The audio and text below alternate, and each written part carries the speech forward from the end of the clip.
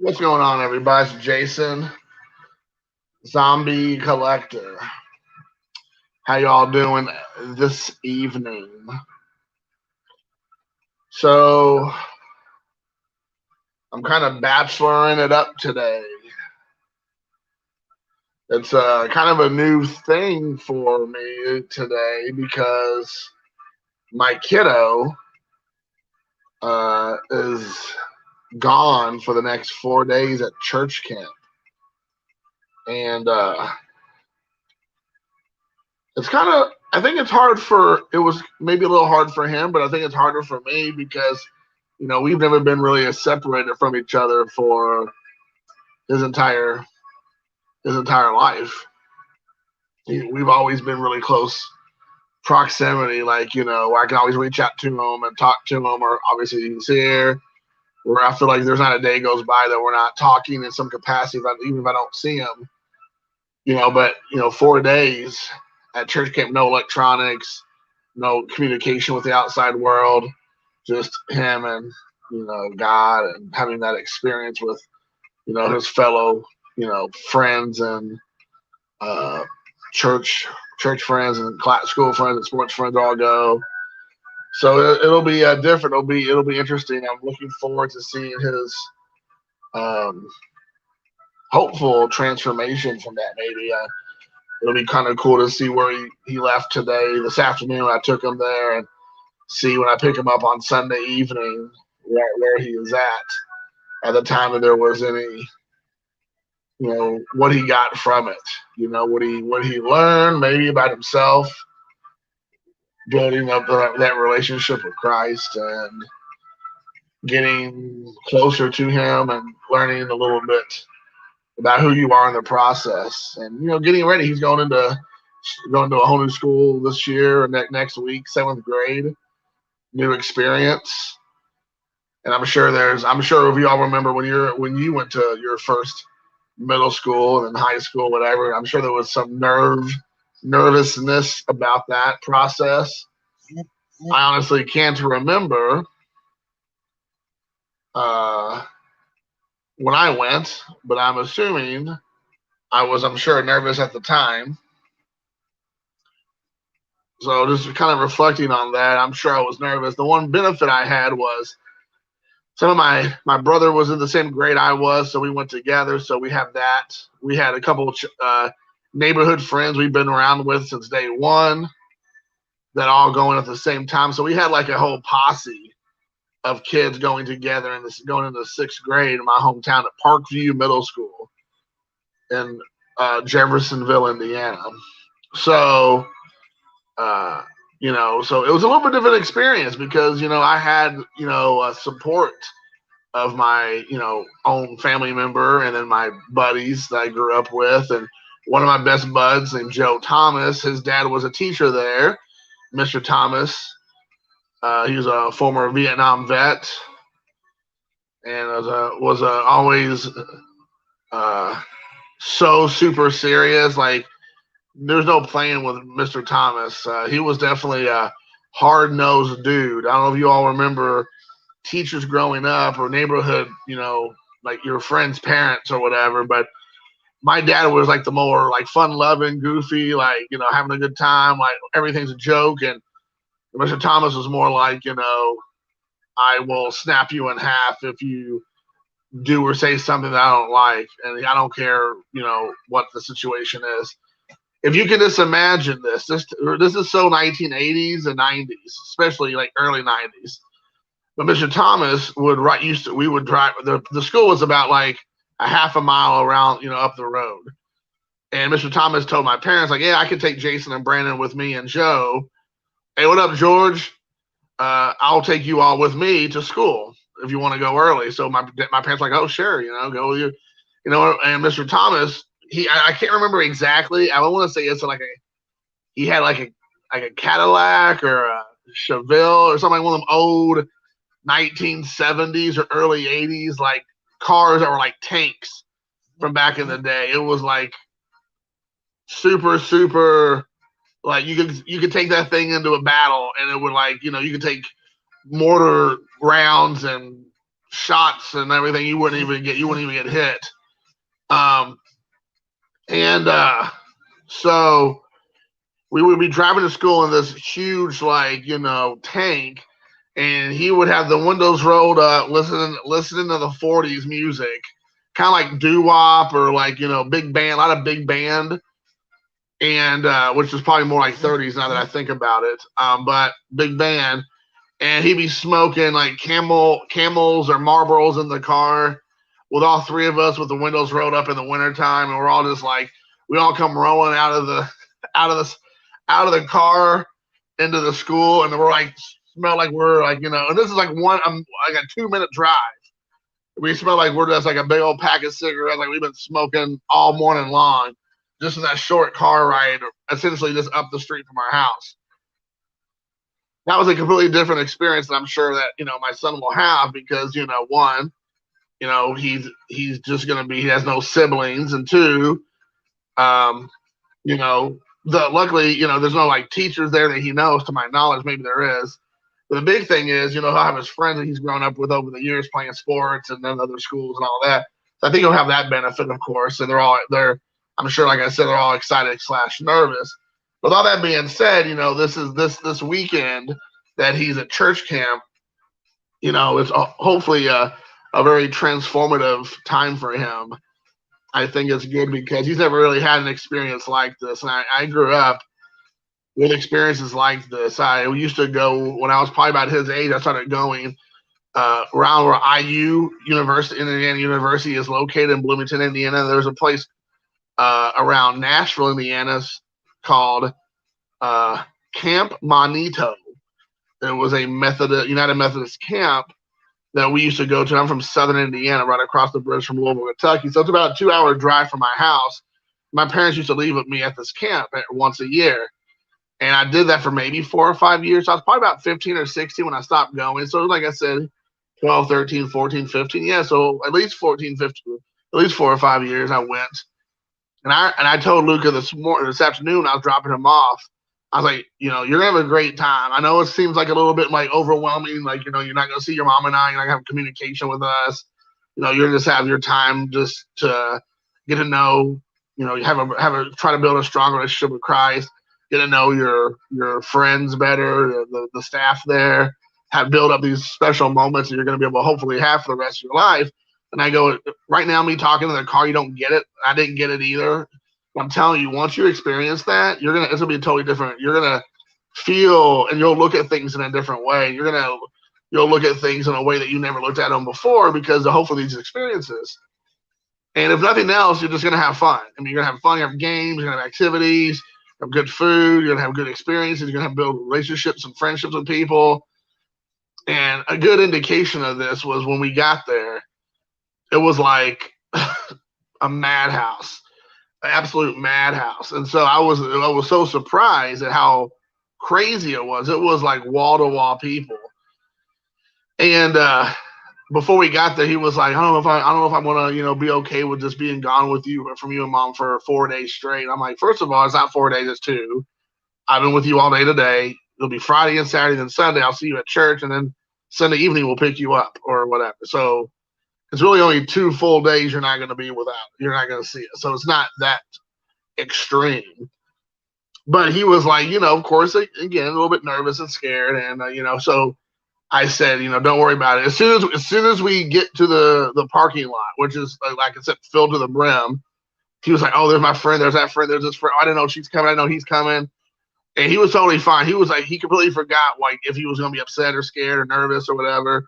And then, like, halfway through the whole, like, signing in and, and hanging out and getting it, like, checked in, he found some other friends or whatever. And he was like, all right, Dad, well, I'll see you later. Bye. I'm like, so much for, being so concerned and worried about if you're going to be able to, like, have a good time without being scared or nervous. I thought it was pretty funny and pretty cute, to be honest, because I'm sure a lot of kids felt that way, quite frankly. So it was a cool experience. I just kind of want to share that a little bit with you guys. I thought it was fun, and I got some stuff I was going to show off and talk. I got some music playing, but I thought I'd just throw that out there for posterity, I guess, or somebody go back and look on down the road or remember or reminisce, if you will.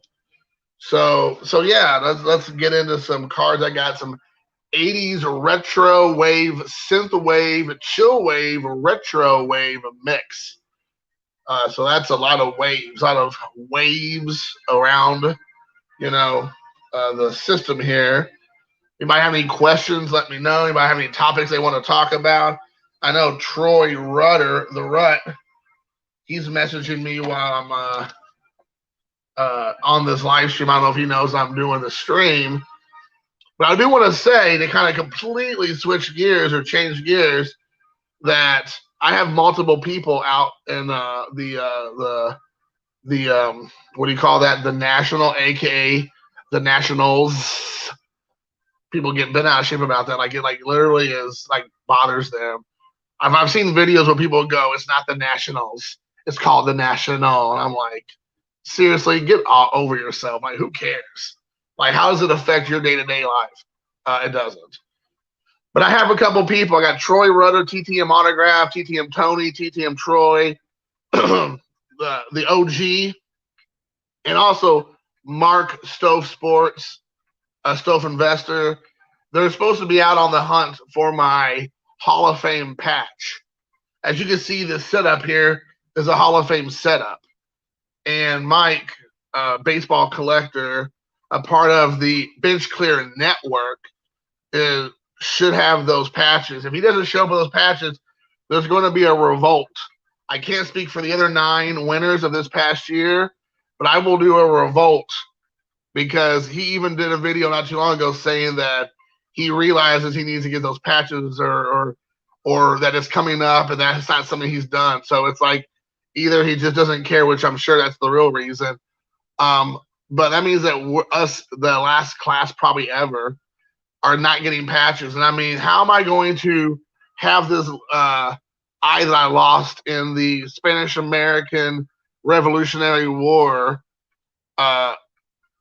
covered up if I don't have my Hall of Fame patch? Because I need that patch to cover up that bullet, what do you call that? Oh shoot, what do you call those? Like projectile bullets, but ball. I don't know, what do you call it? Like little pistol. Oh well, I can't remember. But anyways, a bullet. I need that to cover up this eye, so I need that patch to wear on a regular basis. Sounds like I was gonna do obnoxious things with that patch. Like it'd be in all my videos. I put it on my shirt. I put it behind me. I put it on my hat. I put it in literally inside of my glasses. I'm gonna do all kind of stuff with that patch. Some things maybe even illegal in Delaware. But I was gonna do some things. But I can't do those things with said patch unless I get it. So, Mike, when somebody shows you this video, I give permission to Troy Rutter, aka Tony, aka TTM Autograph, aka the granddaddy of YouTube, TTMing, or Stove Sports, Stove Investor Mark, that you can give it to one of these lads, and then they'll get it to me. Because apparently, somehow you lost my address in the mail. Or you lost my phone number, or you whatever. So, dude, as Spike Lee said, do the right thing and get that taken care of, because I got to have that patch so I could rub it in everybody's face on a regular basis, because no one, including my own parents, believed that I was going to get the Hall of Fame induction. No one thought that. My own parents didn't even have faith in me. So you already know, if they didn't believe in me, no one else believes in me. I even had a few haters in the process. Now one of those haters is a good chum. He's a good chum. I've been on his channel. We talk on a semi-regular basis. We love wrestling, and I really like him a lot. But it started out with kind of a rocky start out. And then another person who I can't even remember anything about him, he did a whole half video about somehow, losing his mind that I got in, or I was going to get in, or whatever. So there's definitely people that are out there who are still traumatized from this experience. So I need to make sure I rub it in there, or take that salt and rub it in that wound, just let it go in there and let it marinate. So there's that. So yeah. So if you're at the National currently right now, track down Mike, baseball collector. That's Mike Moynihan from Fort Worth, Texas. and get him to give you my patch. Because if I don't get that patch, I'm gonna make a special trip to Texas and I want to knock on OE Mike's door, but it might be his log cabin, whatever, like retreat center, Hotel California. And then after we go fishing and hunting, then I'll just get the patch, handed me right in my old hand, like that. Maybe that's what he's trying to do. Maybe he's like, I'm not giving this patch out because I want to meet Jason face to face. I want to meet my hero. I want to meet the guy that I put up on the mega pedestal, the guy that I tried to emulate so much of my life, the guy that I my channel is a direct reflection of Jason's channel. Maybe that's the real reason here. Maybe that is what we're really seeing here. Maybe it's out of just pure this necessity that he needs me to be that much a part of his life. That'd be fine. As long as Julie fixes a great dinner, then I am down for that. And if he lets me sleep in the same room with the beast, and that way I can cuddle up next to it. And that's when I cuddle up, I'm going to open up a bag and then slowly all night long move slabs and cards into my bag. And then 5:30, 5:45 in the morning, I'll secretly sneak out of the house to catch my plane at 6:45, 7 o'clock out of Dallas Fort Worth and then head home. I think that'll be the best situation ever because then I can pay for my house, my car, my son's college education. I can do my first script for Hollywood. I can get that out to Los Angeles, Hollywood area. I have so many opportunities there because I'll have an injection. I get a jab of income that I didn't have beforehand. So that's kind of what my thoughts are right now. So if you all can help me out with that, maybe that's what we're looking for. Hey, George, what's up, brother? What up, BF Golf? Golf is here. So yeah, man. So I'm gonna show some cards I've been getting in the mail. I might have more coming. I can't remember. I kind of lose track. Got some cards that most people ain't gonna give two craps about. Two craps. But I'm gonna show you anyways. First, I got one that's the guy signed the penny. What is it? The penny? What do you call it? Penny sleeve. See, I've been out of sports cards so long I can't even remember. It says thank you for your order. I didn't realize it was an order. I'm like, sure, but it's Lex Luger, putting the torture rack on Arn Anderson. Who knew that was coming? That was cool. And oh yeah, the human torture rack. I was right on that, so that was good. So there is Arn Anderson being in torture racked by Lex Luger. Then, as you all might know, that was a freebie. I didn't order that. Then, if you all watch my channel, kind of go back to talking about a little bit with me and Garrett, Card Cutter, and Mike, Canadian Cards. Shout out to those two jabronis. And I mean jabronis in the most loving way because those guys are class acts. You can't spell class without, you know what I mean? And those two guys are that through and through. But I'm a big AEW mark. And my thing recently is buying wrestling cards, amongst other things. On my channel, you may start seeing things that you saw in the previous 6 months and prior. I cannot confirm or deny this, but there might be a second coming, or I guess third coming at this time, maybe not, because I go through these things, as a lot of you all viewers have known, that might be coming down the pipe. You might see things in the near future that you've seen on my channel in the past. I cannot confirm or deny this. I'm just throwing it out there. But that's because it's a reaction to an action. There's certain actions I've been seeing on YouTube in the last few weeks, month or so, when I've kind of like dabbled, stick my toe in the water and kind of been watching. I'm sure some of you all might notice I've popped up on some people's channels. I've been popping up on some of the other people's. I've been doing some live streams. I've been making some content. I did a response video for a contest. I'm watching people's videos and making comments. So you might start seeing a groundswell. I'm trying to build the anticipation. I'm trying to get that font of excitement to blow its load all over the internet. What up, Donnie? The Murph, baby, 398. So I'm trying to get that. So, but I have digressed. So let's get back to this. So AEW. So I've been going through and finding wrestling cards of wrestlers who are now with AEW who might have been with other promotions prior and getting them into my collection. And they're like not anything special for most people. And I know they're not worth anything. They're probably not even worth anything to these wrestlers. But first up is Don Callis. Here he is, and he is currently like the kind of like leader of the elite, like manipulator. He's like, the liaison for Kenny Omega. He doesn't look anything like this anymore, but this is him with TNA, who he is still with technically with TNA. And I picked this card up for like one schmeckel because it's probably worth like 5 cents, but for free shipping for Don, and he's like literally one of the most intriguing people who is not a wrestler in AEW right now. He's still on Impact, which is TNA, so he has a lot of crossover. The Forbidden Door has been opened, and he is definitely one of the ringleaders of that.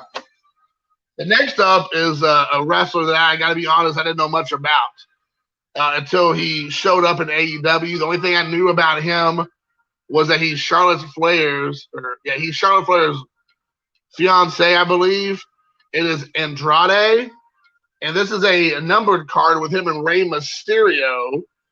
And it says Andrade defeats Rey Mysterio. This is numbered out of 99. This is number 88. But you can see there the number, and I had never seen this card before. And I thought, Andrade now is in WWE. I'm sorry, AEW. He was in WWE. He's in AEW, and I was like, you know what? I'm starting to enjoy him. He's kind of playing like a mafia, like cartel boss kind of thing. That's like his gimmick, where he's kind of this pretending to be. Well, we all know it's pretend. It's real wrestling in the ring. Like people they're really putting themselves out there. But the story is that he's kind of like this cartel, like big boss, and he has like other people kind of doing his bidding. He's only had one match. He's been around for about 1 month. He's only had one match. It was a bang out match with Matt Sydal. It looks like he's about ready to have a match with a former WWE. Well, Matt Sydal was Aaron Bourne, I believe, and he was also a WWE guy. But it looks like he's getting ready to have another match with a former WWE guy named Neville, but he goes by Pac now. And it looks like they're about ready to start fighting, so I'm looking forward to that. And Andrade he has a great look. He definitely looks like one of the big bosses in the 1980s. Do you all remember Jean-Claude Van Damme in the movie Lionheart, where there's like the big I don't know if he's supposed to be like Greek or Argentinian or where he's supposed to be like ethnic of some sort, and he's like petting a white cat, kind of like Inspector Gadget, the bad guy in Inspector Gadget. He's like he's like the final boss in Lionheart as he like strokes his white kitten or whatever. That is like Andrade. He kind of has like the same ponytail. Like he's always wearing like a suit. He's prim and proper, and he has the sunglasses and the watches and the rings, and all he needs is have a cat or whatever, and he would like play that part like to a T. But so anyways, he has that kind of like real like feel of a old school like mega boss from like a video game or old 1980s movie or whatnot. And I like that about him for sure. So what are you all doing tonight, man? What are you doing? What are you up to, George? What are you up to? Golf and Donnie? What you all up to, man? I'm just kind of shooting from the hip, which again is not surprising for my channel. Most everybody's come to recognize that. Anybody have any topics they want to talk about? Anything they want to discuss? I am all ears. All ears. Anybody have any topics they want to talk about? I'm just kind of just talking about all kinds of this nonsense.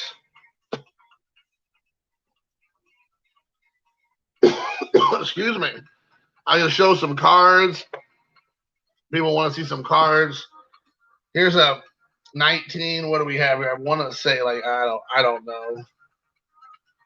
I don't know, man. Like I want to say it was at least the 1950s, maybe 58. I don't know. Jim Bunning, right here. Jim Bunning. This is a good looking card. I love this card. It looks so pretty. I picked this up for like next to nothing on eBay. I think I put a dollar bid or something. I know it says $5 on the back of this card. I'm sure I didn't spend $5 on it because I very rarely is there a card that I would spend $5 on eBay unless it's something like that I know for a fact I need for my collection, or maybe of course if it's graded I would spend more than that. But if it's just a vintage older card, because I'm not really big into vintage, like I like it and I try to collect it when I can afford it. But as we all know, vintage is can get kind of expensive real fast. But there's Jim Bunning. It's that Pepto Bismol pink. Everybody's favorite color. So there you go. There's that. That's a card for you. Let's take a look here. Then we got this is pretty cool. Was this fit? Man, I suck at this stuff. I want to say 54 maybe. 54 tops right here of Monte Irvin. Love it. I think I might have shown this in a video previously, but love this Monte Irvin. There you go. And then let's see here. Sometimes some of these sneak up on you. You gotta go back and look. And here's one here. This is cool. This is like one that might be worth getting graded. Talking about Chicago, we got Michael Jordan, the real GOAT, right here on an upper deck card at a photo shoot at the White Sox there. So maybe you all run into Jordan this weekend at at the show. So what do you all think about that now? What's your all's thoughts? Obviously I know a lot of people are at the show right now, or going to be at the show as of tomorrow if they're not already there. What are your all's thoughts about that? Do you all think that,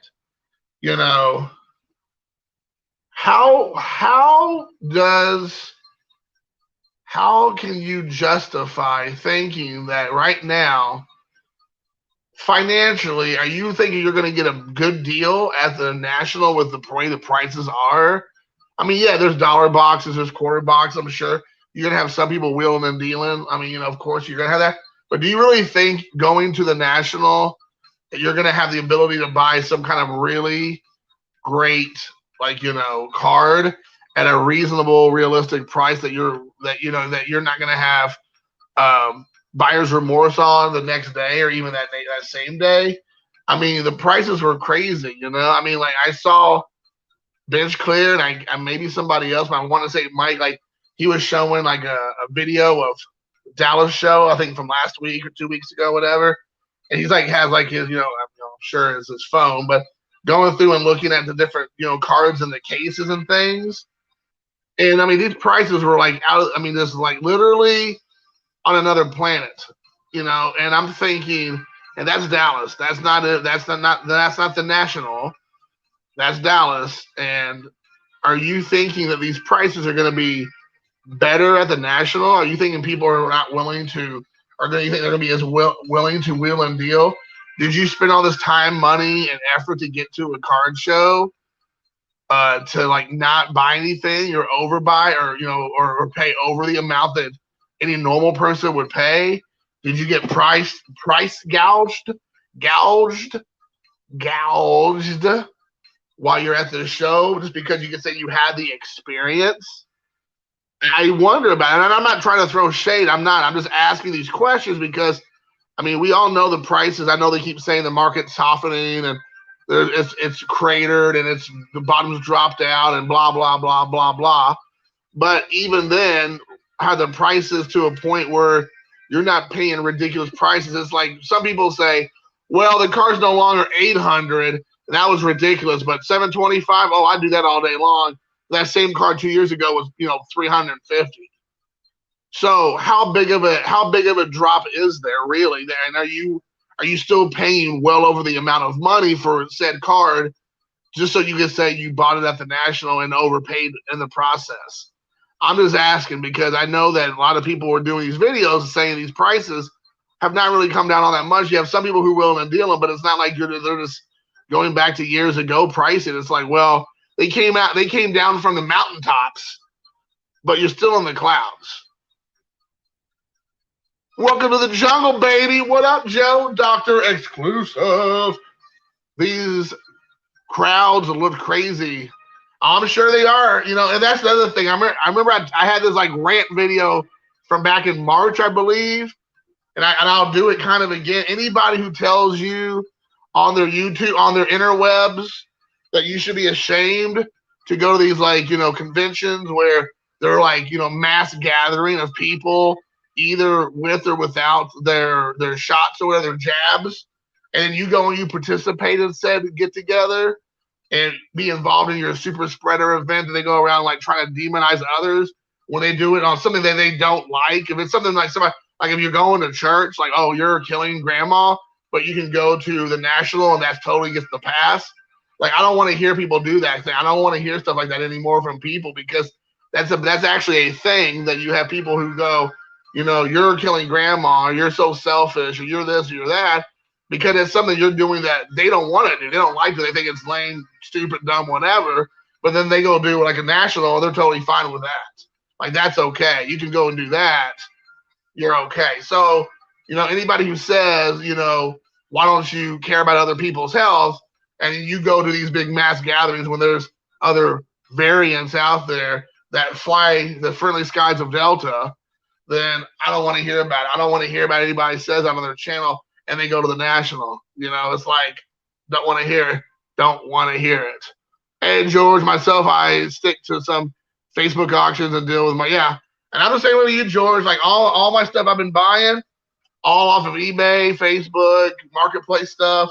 I'm right there with you, brother. I'm right there with you. So I have a show. There's a car show I'm going to next week, just about 30, 40 minutes from my house. I'm going to I mentioned in a previous video, my son has shown interest all these years later in baseball cards. Now, do I honestly think that's going to last? Probably not. I'm sure it's like a flash in the pan experience. He'll have his like moment in the sun, and then he'll be like, "Yeah, I'm over that, Dad. I'm done. I'm done. I'm not interested in that anymore." And that's how kids are. That's fine. But I started looking for shows for him to go to, because I'm happy to take him and let him. And he's been, I'll spend my own money, Dad. I'll spend my own money. I'm like, buddy, I know you will. But he's been showing that he was showing interest. And so I think next weekend there's a show. So I said I'll take him to it. And then there's a show every weekend for the next 2 or 3 weekends in Indianapolis. There's one next weekend, and then there's 2 more after that. So it's like boom, boom, boom, boom. So it was pretty cool.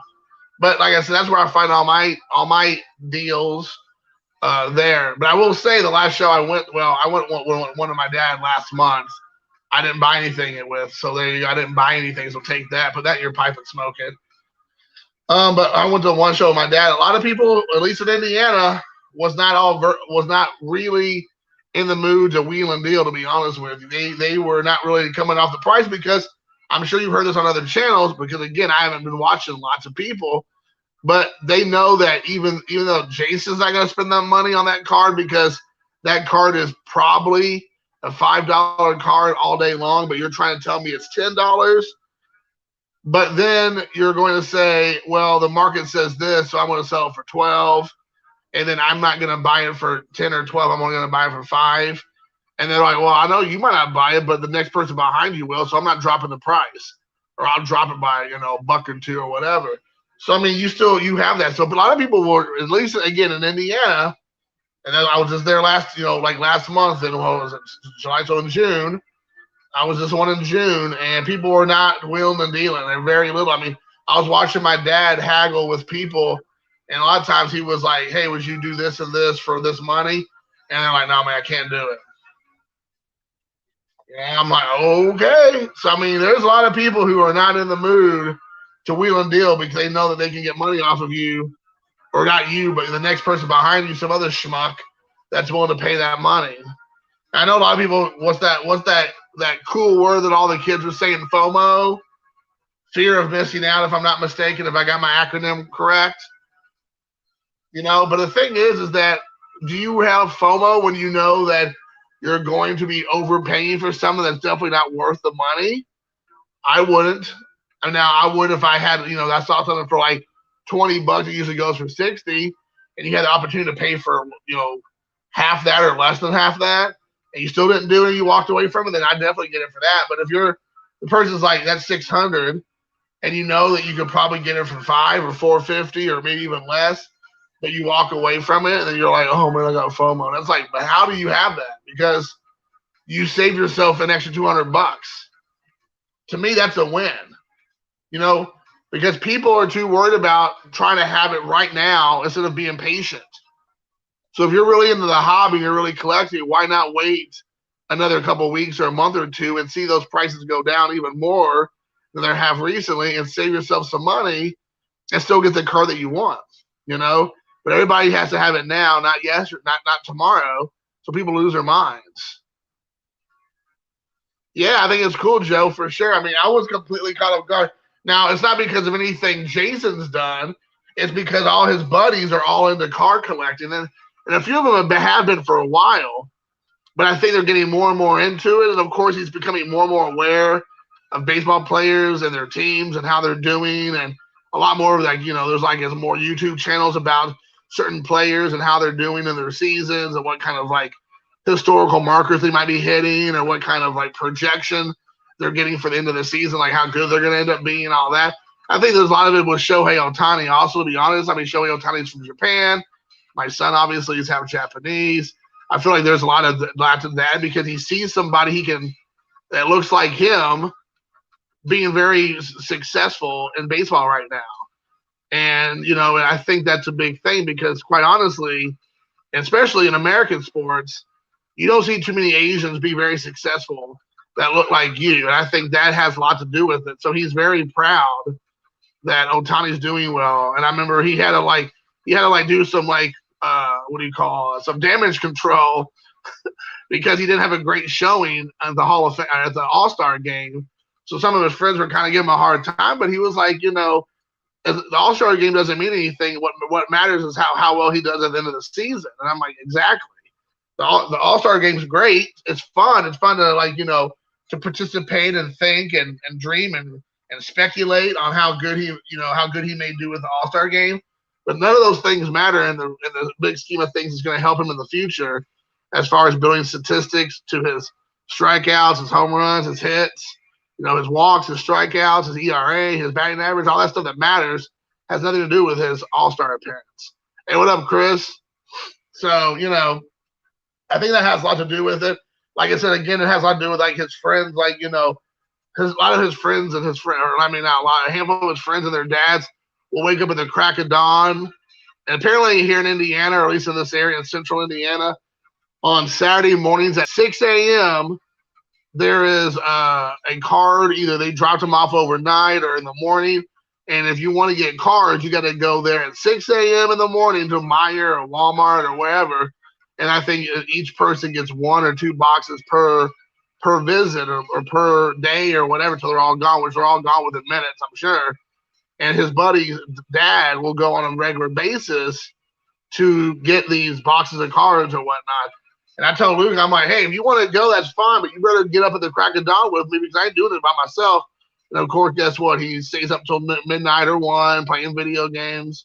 And then when it gets to be 6 o'clock, and I'm already up and at him, ready to go, and he's still asleep for another 3 hours. So I'm like, oh, there you go.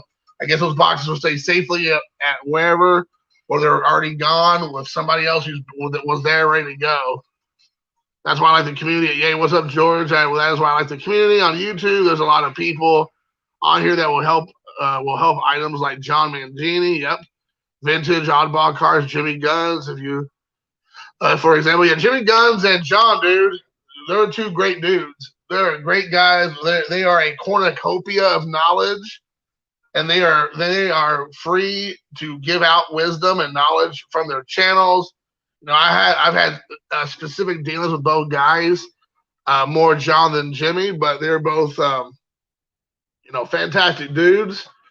that will stop whatever they're doing and help you out in any kind of way they can. So I mean, yeah, I got nothing but much love, mad respect for the Gun Show, Jimmy Guns, and John Mangini, the Mangini collection. I mean, those guys are top shelf dudes, without a doubt. So yeah, I mean, I agree with you.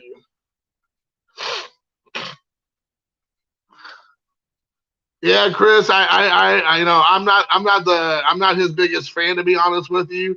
I mean, he's definitely knowledgeable. I'll give you that. So if we're talking about straight up just knowledgeable bloke, Eric's definitely a knowledgeable guy, without a doubt. I mean, he knows he forgets more than I actually know. So I mean, I'm not even going to try to like front. Like I give him all due respect on the uh, knowledge front. I mean, he definitely knows what he's doing. I'm not his biggest fan as a person, but as a person who understands and knows the hobby very well and has a keen insight that I don't have, yeah, without a doubt. I agree, Eric. Those back pages is definitely one of those dudes that you could go to, and he's full of information, amongst other things. I have their emails or phones, and I can send them pictures for help. And yeah, man, dude. I mean, I've done that with John. I've never done that with really Jimmy, I don't think, but I've done that with John a couple of times. I'll send him things I think he might be interested in, and he's actually bought a few things I sent his way because he didn't see him or missed them or whatever. And I've sent him things. He's like, "Hey, man, thanks. I actually was just looking for something like that. I couldn't find it." So, and of course, that makes you feel good as a friend and a fellow collector and a hobbyist, if you will. That you're helping your friends out because they're trying to find. You're giving them things they want, and I'll ask him questions about stuff. And he's always been very forthcoming with his knowledge, as well as Jimmy, and I'm sure Eric too, have all been very forthcoming with whatever knowledge they can. But I think it's great. I mean, I've done that with people who've asked me things about Japanese ball players or Japanese cards. They'll ask me, hey, do you know anything about this product or about this player?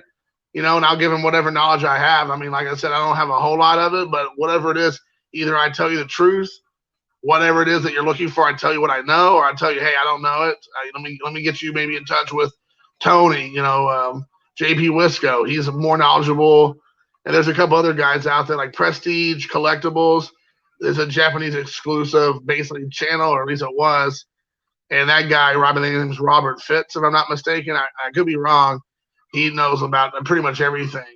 So, but yeah, I think it's great when you have like a great cloud of connections of people that you can count on. If I'm looking for any kind of pirates to wipe my butt with, I always know I can call Bob and say, hey, is this guy any good? Is he crap? Yeah, okay, let me go ahead and, use this as toilet paper for sure. Yeah, man, for sure. Oh, Gypsy Queen autograph. I think I have one of those I pulled out of a pack. Oh, here it is right here. I don't know if this guy's any good or not. This is out of 150. Talk about Gypsy Queen autographs. This is Corey Dickerson. But yeah, I pulled that out of the pack last year, I guess, or maybe earlier this year. I can't remember. But there you go. I don't know. But I think it's a rookie card also. Well, maybe not. I don't know. I thought it was a rookie card, but it doesn't say rookie card on here.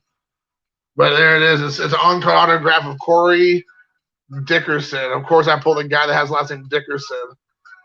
But yeah, out of 150, I think actually Luca pulled this. He was like, Dad, I think I got an autograph. And I was like, okay, well, who is it? And then both of us, he was like, Corey Dickerson. I'm like, and both of us were like, now maybe in like 5 years, we'll be like, Corey Dickerson, yes. But at the time, last year or whenever we pulled it up, I was like, oh, Corey Dickerson. That's awesome. Yay. And maybe he's like awesome right now. Maybe he's like on a tear. I don't know. But, 2020, we weren't super excited about a Corey Dickerson autograph. We're just like, oh, okay. That's a Corey Dickerson autograph. So, yeah, who knows? Talking about on-card autographs, I got one of Sandy Alcantara. I won this out of I did a response video and I won.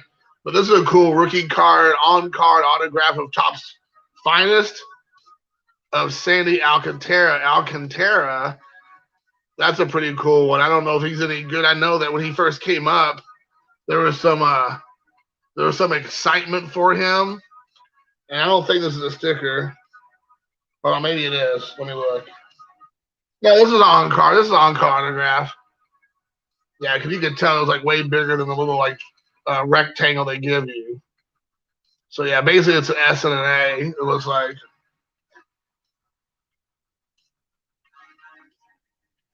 So there you go. So yeah, I pulled that out of the pack. Or no, I won that. I'm sorry, I won that out of a contest. Now I did pull this out of a pack. I hope you all ready for this. I hope you all sit down. Now this is a sticker, but I know Ed Wesker Griff was making jokes about this guy's name for like ever. I'm sure he still does. I haven't watched an Ed video in a while. No disrespect to Ed. I love Ed, but I guess I don't watch a lot of sports channels anymore. Not at all, really. Maybe a few recently. But this is one that we all can enjoy.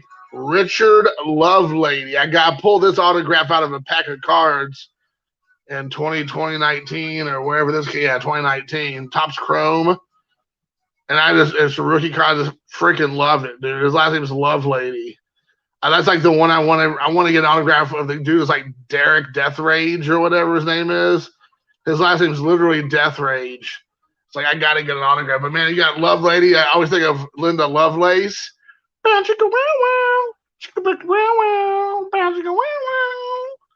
yeah, so dude's name is Lovelady, man. That's so legit. The 2011 set I only need the Koufax auto for the farewell. Well, at least you know what you need. At least you know what you need. I thought these were all autographs, but I guess not.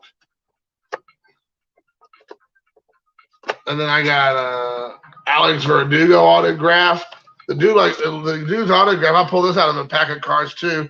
I was with JT Triple Crown 24, and this autograph I pulled out. And this is Alex Verdugo. I don't know if he's any good anymore. But look at this dude's autograph. If you can see this autograph, it looks like it is literally MS. His name's Alex Verdugo, okay? It looks like his name, it looks like he spelled his name with an M and an S. That's it. It's kind of crazy, but I mean, this is what happens when you got young kids, millennials, whatever. They don't know how to write their name. They don't know how to do it in cursive. So they do like some variation of like a letter or two and go, oh, there's my autograph. And it's like, are you serious right now? I almost would have had a fancy X.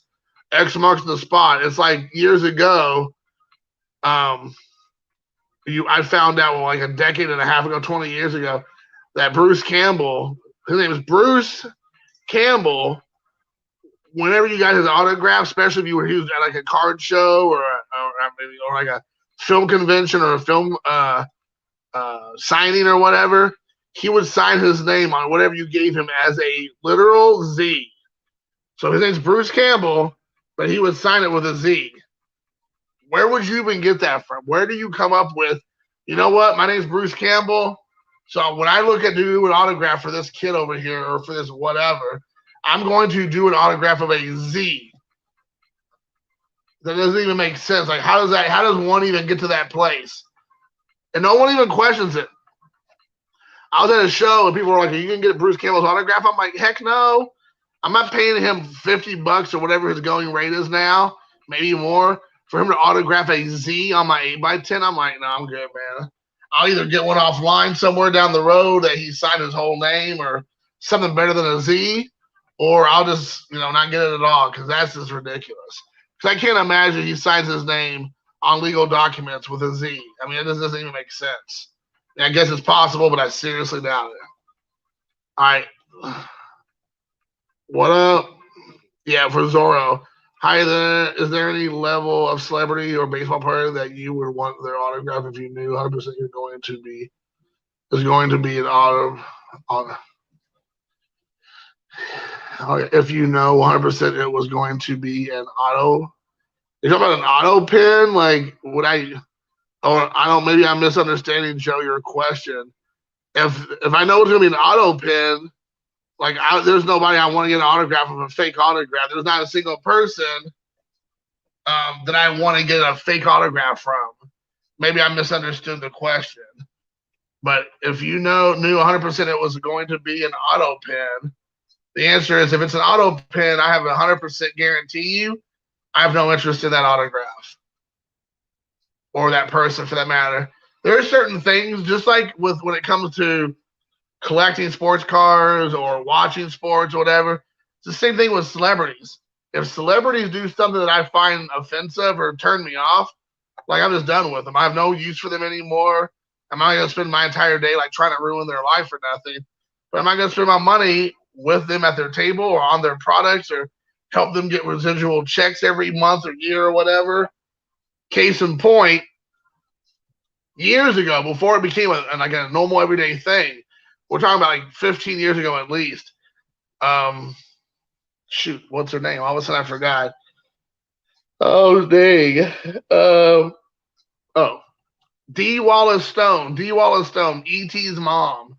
Also the mom in Cujo. She played a good mom. She was in the movie The Howling. She had a card reader at her table back in like 2004, 5, 6, something like that.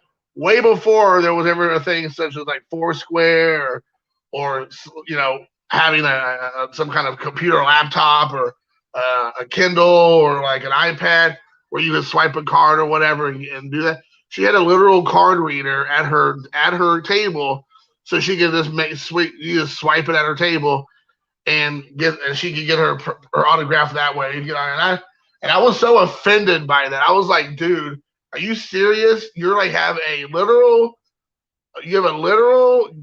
card reader at your table, so that means that people don't have to give you money. You just swipe your card and pay that way. I just was so turned off by that. And like I said, nowadays it's commonplace, but I still would be a little bit miffed. I'm like, you don't even want somebody to give you cash. You want to put it all on this like app or whatever. And and like I said, I get it now, but I still would just be like a little bit bothersome. Like you don't even want to hold the money I handed to you. You're like, no, I don't want. I need you to swipe your card and then just pay me. And I'll just double check and make sure it went through. I'm like, man, what? But yeah, I kind of find that to be a little bit, to be honest with you, offensive. So I guess I can only imagine what I'm going to see moving forward when it comes to that kind of thing. But it really ends up being a thing where,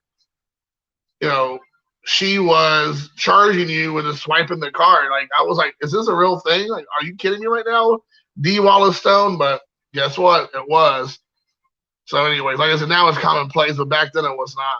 So it is what it is. But that really turned me off. So yeah, to answer your question, autographs. There's certain people I wouldn't spend on, no matter who it was. Now, if you're talking about somebody I would love to meet and I would have a good interaction. Like what's that saying? Don't meet your heroes; they'll disappoint you, or whatever. But I would love to meet Quentin Tarantino. I would love to meet him. I get his autograph, and I would love to talk film with him. I feel like, I would like to think I could impress him with my film knowledge. I'm sure everybody thinks that. I would love to meet Ichiro. I would love to talk to him about maybe things that people wouldn't know as much about that I can talk to him about because I lived in Japan. I know what his career was there. I know what his career was here. I know what it's like to be a foreigner in a foreign land and to have those conversations, but to ask him questions that maybe would be more, poignant to him. So that'd be cool. So there's plenty of people I'd love to meet and autograph and talk with. But if it's just a straight up just pay me $100, and then I'm gonna sign your item, and then just you keep on keeping on. You just get on the moseying on out the door, and we don't even like shake hands. We don't even like lock eyes. We don't even chat for a minute. It's just all it is a pure business transaction. Then I don't think there's almost anybody I want to have that experience with, because I've had plenty of opportunities to meet like super famous people at these conventions, and I see the way they treat their fans, and I'm like, nope. I'm not paying $50 to be treated like a jag off. I'm not spending $25 for the guy not to even look up at me. And I'm definitely not spending any money on the guy who's like literally like a nobody in a nobody movie, and then the guy thinks he's hot stuff because he's at a convention of like horror characters. So like right up everybody's alley, so he can treat people like garbage. I'm like, man, there's no way. Nicolas Cage autograph, yeah, Nicolas Cage. He's one of those guys I like to meet. He's in real life, he's super strange.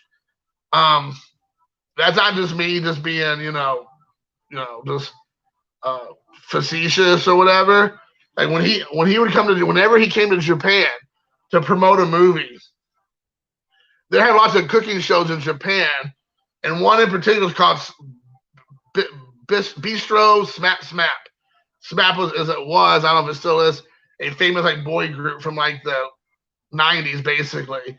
And they broke up in a team of two, I believe, and they had a host. And then the celebrity would tell them the kind of food they like, and then these two teams of actual pop stars would make a dish for the celebrity. And they had, Sophia Loren and Madonna. They had, Nicolas Cage. They had all these kind of famous people on the show. I mean, I could go on and on and on forever. And Nicolas Cage, he would not show people how he ate on this TV program. So he would have chopsticks or a fork. He'd put the food in his mouth, and then he'd go like this, and he'd be like, and he would hide his mouth from the camera and the celebrity cooks / musicians, and hide his face while he ate. And people would be like, "What's going on behind there? Is everything okay?" He's like, "Oh, I just don't want to. I don't want people to see the illusion." I'm like, "The illusion of you eating sushi? What kind of illusion is that?" But he literally would hide his face. He'd be talking. He's like, "Yeah, this movie's coming out in Japan next week. Blah blah blah. Oh, food." And he just go, "Okay, okay." And he eat it and food to swallow. And he's like, "Yeah, it's gonna come out. It's gonna be 3 theaters next week." And I was like, "What?" And he would cover his face every single time he would talk. And I'm like, "Dude, this is weird." I've heard in real life he's kind of odd. So that doesn't surprise me, because after I saw that experience on Japanese TV, I was like, is he messing with people? Is he really trying to keep people from seeing him the way he eats? And the answer is no, that's real. Like, that's not a joke. So there it is, a peek behind the curtain, pulling the curtain back a bit. Let you all know that Nicolas Cage is a strange ranger. For sure. Now, that is a question how good of an actor he is. I enjoy his movies actually quite a bit. But yeah, definitely odd, to say the least. Odd would be the key word. Yeah, man, I heard about Bob Odenkirk. Now, the crazy thing about Bob Odenkirk was that I knew him from somewhere. Now, I know he was Better Call Saul, and I love the movie Nobody he had just done a year and a half ago. If you've not seen the movie Nobody, I highly, highly recommend you go to checking it out. That movie is like John Wick except with comedy, where John Wick has like no comedy whatsoever. Nobody is like John Wick except with flashes of comedy that actually make you like the characters and like build up the characters more. There's a lot of like great dialogue happening in that movie. So I highly recommend, if you like Bob Odenkirk, like in Better Call Saul and Breaking Bad. I mean, like what I remember him from actually, which I think not people might be surprised, was he was actually one of the stars of the Ben Stiller show that came out, I believe, on Fox, and then went to like Comedy Central or HBO or whatever. But he was one of the guys. Can you imagine? He was one of the actual comedians on that show. Him and Andy Dick and Janine Garofalo and Ben Stiller. Talk about a list of characters. And Bob Odenkirk was one of those guys in there. And I liked him as Saul Rubinek or whatever. And I love Nobody. He was awesome in Nobody. I'm like telling you what, dude. If you do not like Nobody, then you're not in America. No, I'm just kidding. Or am I? But yeah, it was great. But yeah, I had heard that he had some sort of heart issues on the set of Better Call Saul, and he's doing better now. I probably see. Here's the thing. I was really not that I stopped being concerned for him, but I was like, oh man, I love Bob Odenkirk. So they were like doing all this like stories about him, and then somebody links one of these like channels or whatever linked his Twitter account, and so I clicked on his Twitter account because I'm like, well, they're saying that he's doing better, he's kind of back to himself or whatever. So I started scrolling through his news feed or whatever, his tweets, and I was man, I should not have done that. Now I don't like him as a person because he is just like a lunatic. the stuff that he believes is just like ridiculous. So I was like, man, I shouldn't have done it. I should never looked at it. I should have just been like read the article and then went back to watching his movies or TV shows. But I was like, oh my gosh, why did I look at it? I knew I was gonna be disappointed. But yeah, so anyways. But yeah, Chris, definitely check it out. I think you will enjoy it. I mean, if you like Kill Bill, you like John Wick, you're gonna like this movie because it's like John Wick except with comedy. Like I'm not even kidding you. Like it felt like John Wick. Like the action set pieces, the action in there. Shockingly, Bob Odenkirk comes off as kind of like Liam Neeson, but a funnier Liam Neeson because Liam Neeson pretty much like can't be killed. Dad. Who has a set of skills only certain people have, and it kind of has that. It has that vibe for sure. Yeah, I agree, Chris. It makes me crazy. I know, and I knew before I even clicked on it, I'm like, I don't want to go down that rabbit hole because I know I'm going to be disappointed and I don't like it.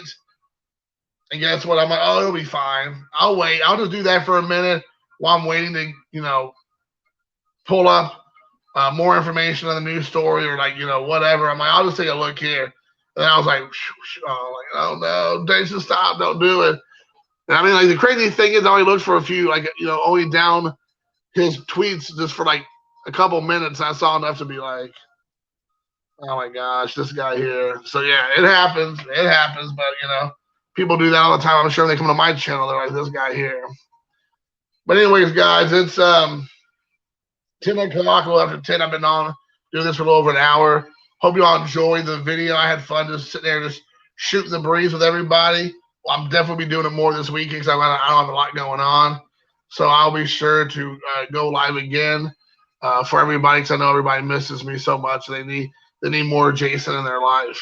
So until next time, guys, thanks again.